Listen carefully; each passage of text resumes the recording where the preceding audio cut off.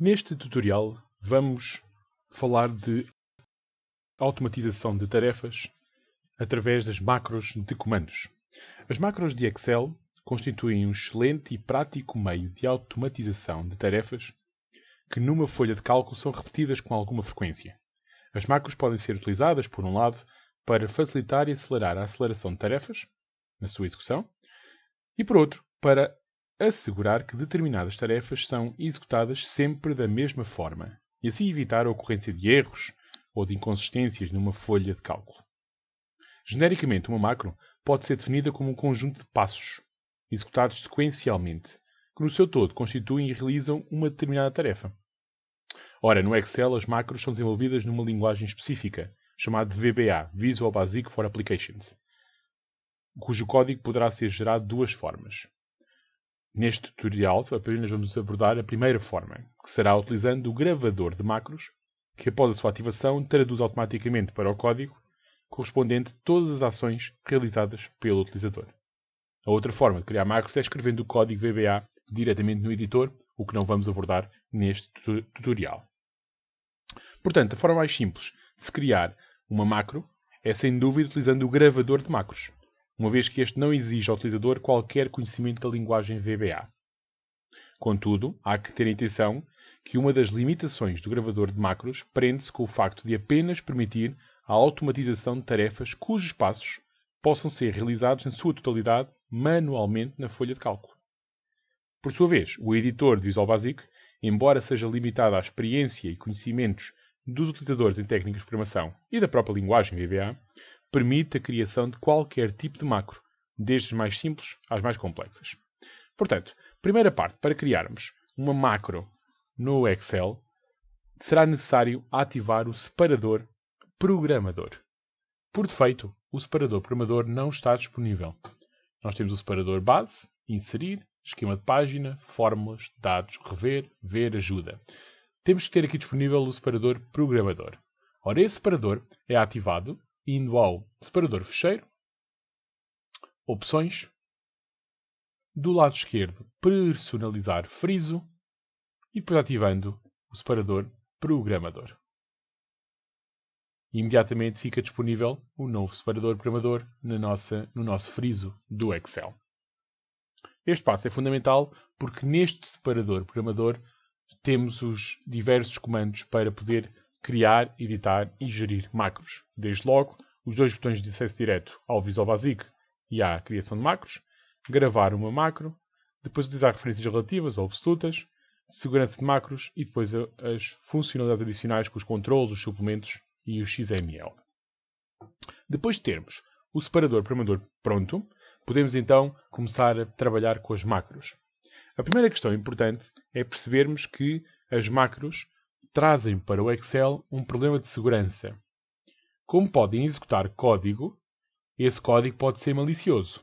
Se nós conseguirmos obter uma folha de Excel, um livro de Excel, de uma entidade externa, da internet, ou de um local não fidedigno, pode esse livro de Excel ser um livro com problemas de segurança, como vírus, ou criar problemas no nosso computador para poderem ter acesso remoto. E por isso, desde a versão 2007 do Office, que a Microsoft decidiu bloquear todas as macros por defeito. Ou seja, nós para termos acesso a livros criados com macros, temos que explicitamente dizer que queremos, de facto, abrir esse livro com macros. Isto criou esta camada adicional de segurança para permitir que haja uma proteção, uma segurança maior ao abrir o livro. E é por isso que houve aqui uma diferenciação no tipo de livros criados. Desde logo, quando temos a forma de guardar livros, por defeito, guardamos um livro de Excel, vou pôr aqui uma pasta, ambiente de trabalho, por exemplo, o livro de Excel no formato XLSX. Ora, estes livros não podem ter macros. Isto é, a maior parte dos livros de Excel que nós temos não têm permissão para criar ou editar macros. Aliás, se eu agora tentar criar aqui uma macro, e vou gravá-la, ele não vai deixar gravar neste formato.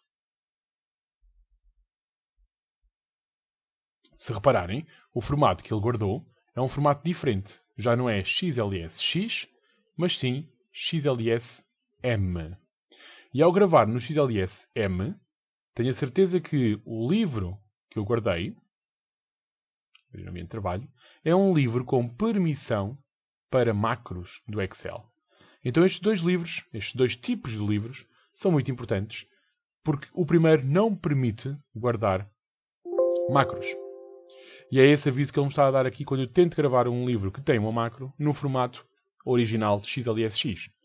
Diz o seguinte aviso: as seguintes funcionalidades não podem ser guardadas em livros sem permissão para macros. O projeto VBA, que serão as nossas macros. Para poder guardar, tenho que então guardar como livro com permissão para macros do Excel. Outra das características importantes é que depois de termos este livro criado,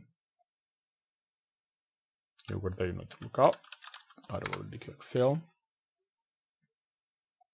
vou guardá-lo no meu ambiente de trabalho. Depois de termos o nosso livro guardado, ao tentar abrir o livro, e podem ver logo pelo ícone que é diferente, ao tentar abrir o livro, vão ver que a macro está desativada.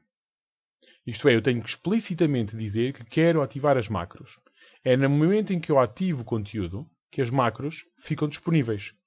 Com a consequência também de que se uma macro é maliciosa, ela vai correr e poderá criar problemas no computador. Portanto, temos de ter a certeza que o fecheiro que estamos a abrir é fidedigno, sabemos qual é a sua fonte ou o que é que traz associado. Portanto, as minhas macros não estão disponíveis porque eu não ativei. Ao ativar a macro, ou a segurança de macro, já permite então correr as minhas macros. Esta é a questão de segurança nas macros. Depois então, para criarmos uma nova macro, e eu vou abrir aqui um novo livro, para criarmos uma nova macro, temos o gravador de macros de comandos. O gravador de macros de comandos está no separador programador, grupo código, temos o gravar comando. Mas também está sempre disponível, em qualquer local que estivermos, na barra de estado do Excel, no canto inferior esquerdo. Este botão permite imediatamente iniciar uma gravação de uma macro. Eu clico, ele pergunta-me imediatamente qual é o nome da macro que quer. Ao fazer OK, começa a gravar tudo o que eu faço no meu Excel. É exatamente igual. Cá em cima este botão faz o mesmo passo. Mas está sempre disponível caso eu queira gravar algum procedimento e repeti-lo depois várias vezes. Quando ativamos então esta gravação, tenho 4 campos para preencher. O primeiro é o nome da macro. Este nome identifica a macro para depois poder executá-la mais tarde. A tecla de atalho permite atribuir uma tecla a esta macro para poder executá-la através de um atalho no teclado. Por exemplo, se eu quiser pôr aqui uma macro do género colocar a negrito, eu quero aqui uma tecla de atalho para esta macro, que vai simplesmente pôr texto a negrito. Eu posso pôr aqui uma letra, ou então ainda posso colocar com o Shift e a letra. Ou o Alt e a letra. Com o Shift, perdão. Portanto, eu posso escolher qual é que é a tecla de atalho que eu pretendo para a minha macro. Neste caso, vou pôr aqui o Shift N. Ctrl Shift N. O terceiro campo indica-me onde é que a macro vai ser guardada. Se é para este livro apenas, se é num livro pessoal só de macros, ou num novo livro que eu queira criar. Por defeito, normalmente colocamos as macros no livro que estão a ser usadas. E depois eu posso criar uma pequena descrição para detalhar o que é que esta macro faz. Coloca as células em negrito. Assim que eu fizer OK, imediatamente o Excel passa... perdão, o nome não pode ter espaços. Está bem? Nem caracteres especiais. Quero por aqui um underscore. E assim que eu faço OK, reparem, a macro está a ser executada. Tenho aqui já um botão de stop, termina a gravação, cá em baixo termina a gravação. Chama a atenção que tudo que for feito a partir de agora com o rato e com o teclado vai ser gravado na macro. Qualquer clique, qualquer toque no teclado vai ser gravado, até eu parar. Portanto, se eu clicar, por exemplo, na célula A1, clique, isto foi gravado. Se eu agora for ao separador base e colocar a negrito, isto foi gravado. E eu agora vou parar. O que é que a minha macro está a fazer? A minha macro está a clicar na célula A1 e a pôr a negrito. Vamos tentar replicar esta macro. Vou criar aqui uma nova folha. Colocar aqui o texto.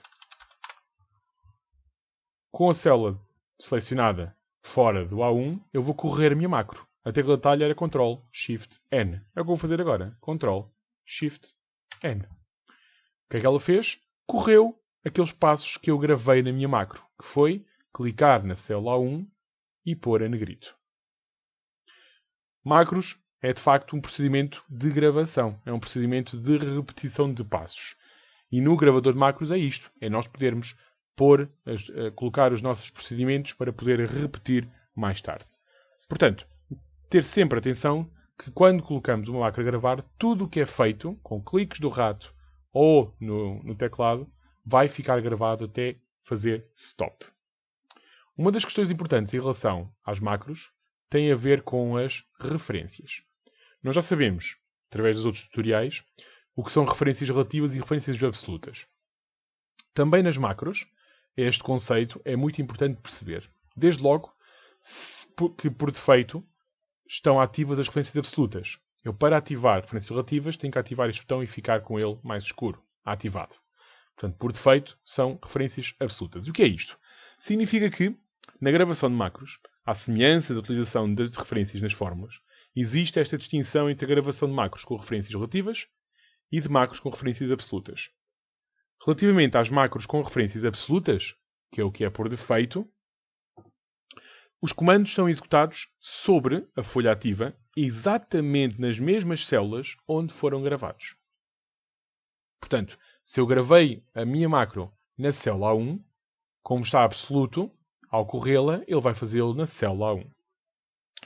Por outro lado, no caso das macros com referências relativas, no momento em que uma macro começa a ser gravada, o Excel guarda como referência, ou seja, a posição inicial, a célula que está ativa.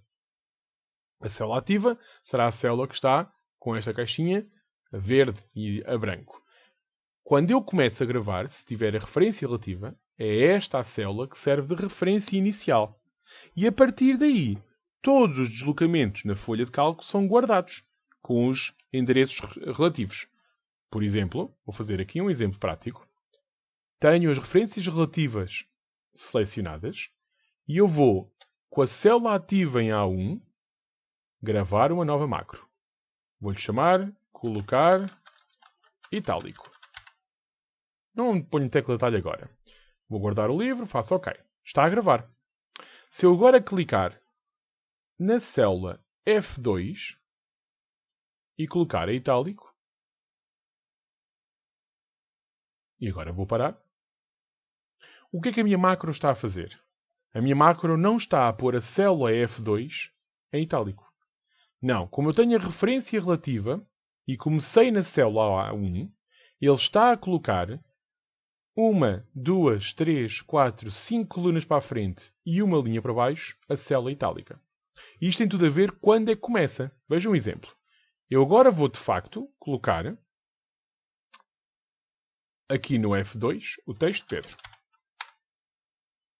E vou começar clicando com o cursor na célula A1 e vou correr a minha macro. Vou correr a macro, colocar itálico e executar. E o que é que ela faz? Ela começa no sítio onde está a célula selecionada, ativa, vai-se deslocar para a direita e para baixo. E ele coloca-me este texto itálico. No entanto, se eu colocar, vou tirar daqui agora o itálico. Se eu não tiver colocado a célula aqui, se tiver, por exemplo, a célula no B2, ela vai andar para o lado, reparem, 1, 2, 3, 4, 5, vai andar 1, 2, 3, 4, 5 e uma para baixo. Vai colocar esta célula em itálico. Eu vou pôr aqui outro nome. A partir desta, vou correr a macro. itálico, executar. E viram que é esta que fica itálico. Porque eu gravei a minha macro utilizando referências relativas. Quando gravamos com referências relativas, ele começa a gravar no sítio, no local da célula ativa. E todas as deslocações que eu fizer com o rato ou com o teclado vão ser gravadas. Depois, ao executar, tenho que ter atenção no local onde eu vou começar. Se eu vou começar aqui e a deslocação é 5 ou 6 para a direita e 1 para baixo, ele vai ir fazer esse procedimento igual. Já se isto não estiver ativo, a referência absoluta diz que é sempre na célula onde foi gravada. Se eu gravei em A1, mesmo que eu esteja a selecionar outras células, reparem, vou pôr aqui agora Coimbra, eu tenho estas selecionadas, tenho aqui em baixo o cursor, corro aquela macro para negrito, e esta macro estava gravada com absoluta na A1. Então ele vai saltar para A1 e pôr a negrito. É muito importante sabermos dominar a utilização das referências relativas. Portanto, se tiverem absolutas, ele faz nas células onde foi gravado. Se tiver relativas, ele começa a gravar no sítio onde nós colocamos a célula ativa e a partir daí desloca-se para onde foi deslocado na gravação.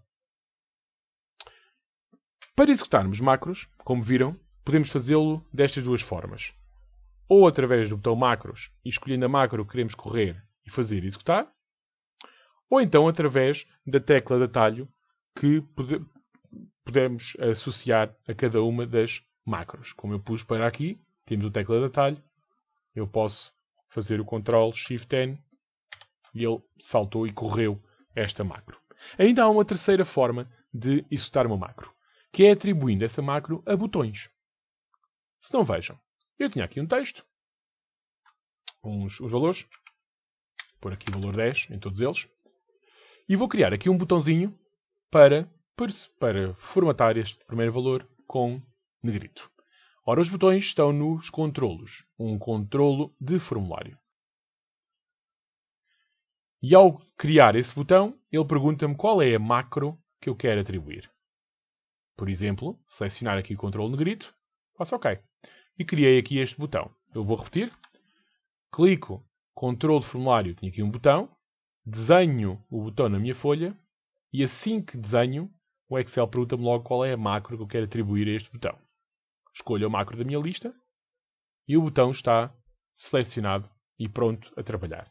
Por exemplo, eu posso alterar o nome, botão direito, editar texto, e posso pôr aqui o nome, colocar a negrito. Depois de pronto, eu posso simplesmente clicar nele. E o botão funciona, reparem, já pôs a negrito. Os botões servem então para poder correr macros de uma forma mais rápida e mais fácil de identificar. Portanto, temos estas três formas de correr uma macro. Ou através do botão macros escolhendo, ou através dos atalhos do teclado que forem associados a cada macro, ou criando um botão para executar cada uma destas macros. Para editarmos uma macro, caso tenhamos algum erro ou queiramos ver o que é que foi criado, ou que código é que foi gerado com a criação da macro, podemos fazê-lo através também do botão macros. Neste botão macros, onde temos a lista de macros criadas, temos aqui algumas opções. Desde executar, temos usado para poder correr. Próxima instrução faz o passo a passo de cada uma das instruções da macro. Editar, eliminar e opções. No editar, então, abre a tal janela de Visual Basic, for Applications, onde temos o nosso código que executa as macros. Naturalmente, este conteúdo está fora do âmbito deste tutorial, mas fica aqui com a indicação de onde é que tudo fica guardado relativamente à macro que foi criada. Para eliminar uma macro que já não seja necessária, também no botão macros, temos o botão eliminar, que permite eliminar essa macro. O Excel faz uma pergunta, se queremos mesmo eliminar, digo sim, e a macro desaparece. Ainda há opções onde eu posso alterar a tecla de atalho e alterar a descrição.